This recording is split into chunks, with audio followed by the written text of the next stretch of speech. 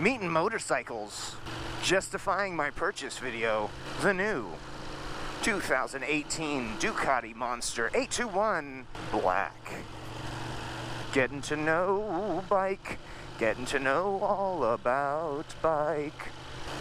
Oh, wait a minute. Let's talk about something.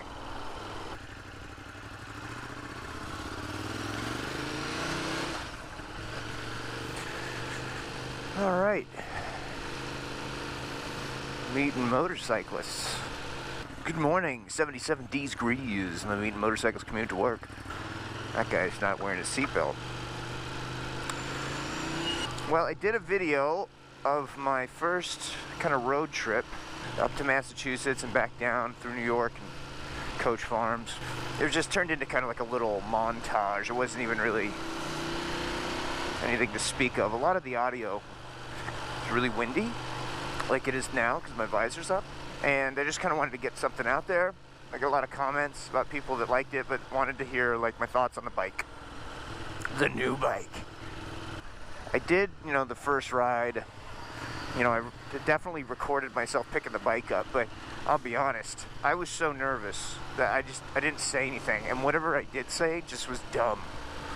Found neutral. Let's adjust this mirror. What have I done? But I've had the bike now for a month, and I guess I can, squeeze together some words, put some words together for some thoughts.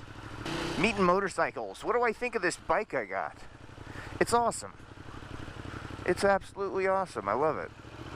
It's a big change from the Moto Guzzi.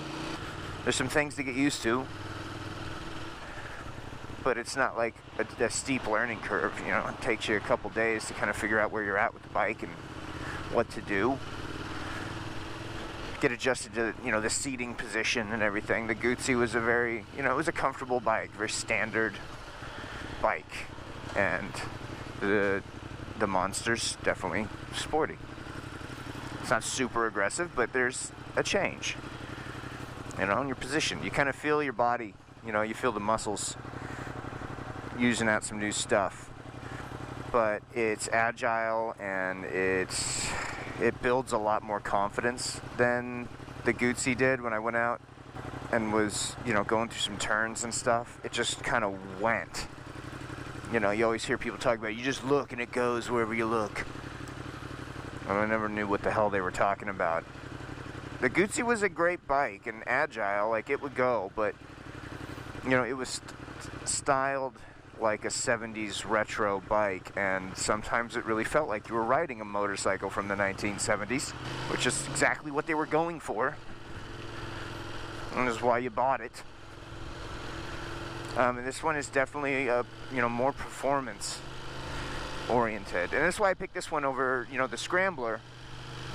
The retro Scramblers are cool too, but this had a little bit more performance. It had,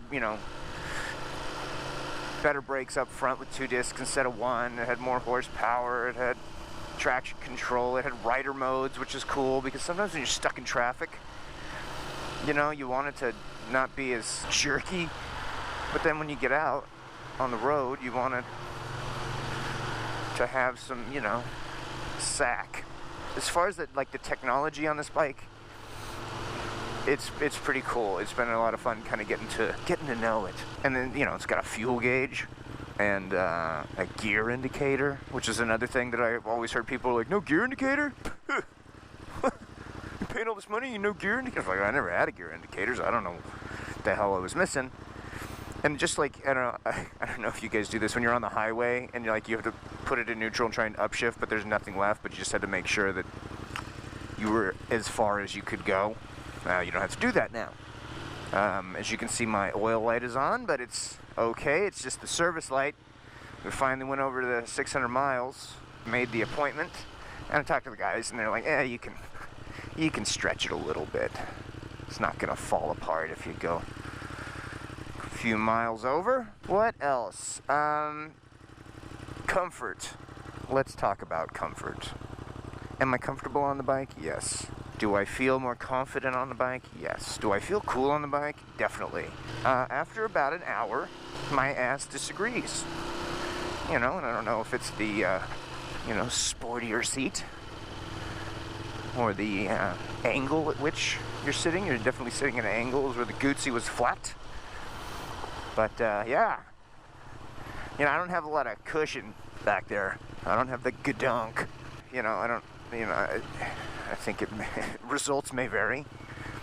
But I got an Airhawk seat pad for my ass because I'm old. Stupid.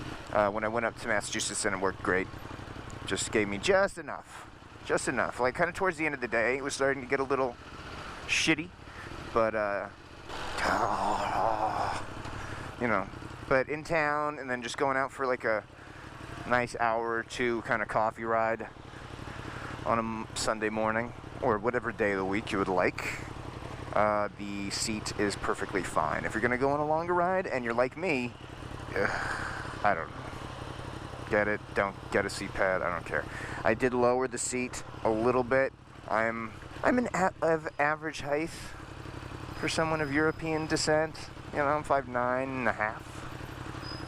And it was fine as is, but use these little plastic things you could take out from underneath the seat, and you suck, boss. You really do. So I lowered the seat, and it just brings it down just a little bit, which is nice. I can get, you know, 2 solid flat feet on the ground, stoplights, and yeah. Power, do I really have to get into it? Yes, there's more power. It just keeps going. Where I would have shifted once or maybe twice, this thing just keeps going and going and going, and it doesn't feel like you're wringing it out. And I'm not hitting it really hard because it hasn't had its first service yet, but man. And then I had it in the urban mode, which is the lower horsepower, kind of lighter throttle, you know, city mode, rain mode, little girl mode, whatever you want to call it. And finally, when I went on my trip, I got on the highway, and I was like, I don't know, I'm going to put this into touring and get a little more horsepower. Pull up next to this Harley. I'm like, hey man, what's up? And forgetting that I had a little more horsepower. Light turned green. Front wheel came up a little bit. For me, it felt like I was doing a full-on 12 o'clock wheelie, but I'm sure the wheel maybe left the ground in the front. And I just committed to it and just hit the gas and pulled off. The guy in the Harley was probably thinking, what an asshole on this Ducati.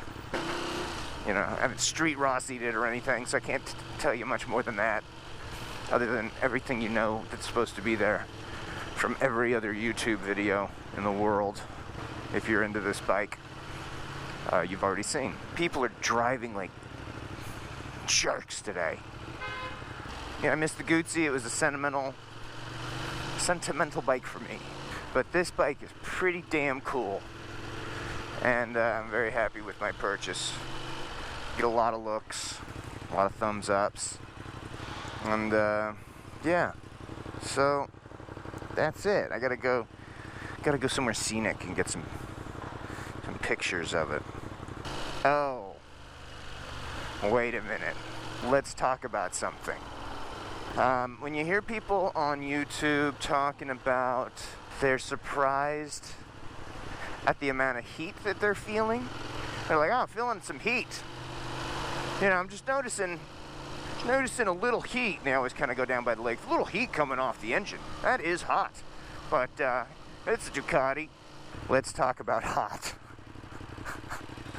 Yeah, if you're on a country road or you're on a ride-along sponsored by Ducati and you're doing a press kit and you're on back roads and you're having some fun, you're going to feel some heat.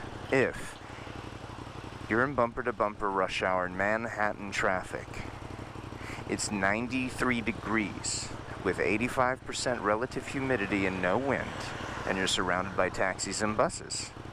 It's gonna feel like your goddamn crotch is about to burn off. To the point where you're sitting, and when you first get it, you have to adjust to it because you think you're gonna burn your legs on the heat shield, and even on the other side too with the radiator hoses and stuff. You find yourself like at stoplights, like sticking your legs out as far as you possibly can, or putting one foot on the peg and then one leg out really far, and then switching when you can't take it anymore on the other side. And I had to go back to the dealer for to pick up some paperwork, and I was like, yeah, you know, I knew these bikes were gonna run hot, but man, that's hot. I could put, you know, some corn on the cob down my pants and be ready to eat by the time I got to wherever I was going. I did appreciate their response. The response was, you just gotta keep moving, man. Just gotta keep moving. All right. Okay. So, I don't know if I would put it up as a complaint because I knew what I was getting into. Well, I was just surprised about how hot it was. So, if you're looking into getting one of these, be prepared. You're gonna want to wear a thicker jean. Every once in a while, you see a guy just wearing shorts. You're like, well, how the hell do you do that? Does your skin not boil off? So yeah, that's it, guys.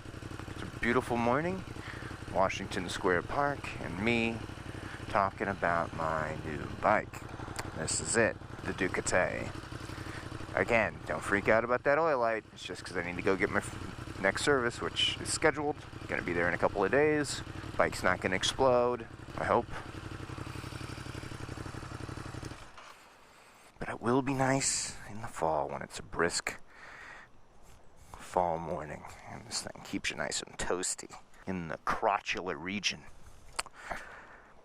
But it is a sharp looking motorcycle. Look at that thing. Like, that's a cool bike, man. I don't care if, like, you know, I really love the retro bikes, but this is just, I just like it.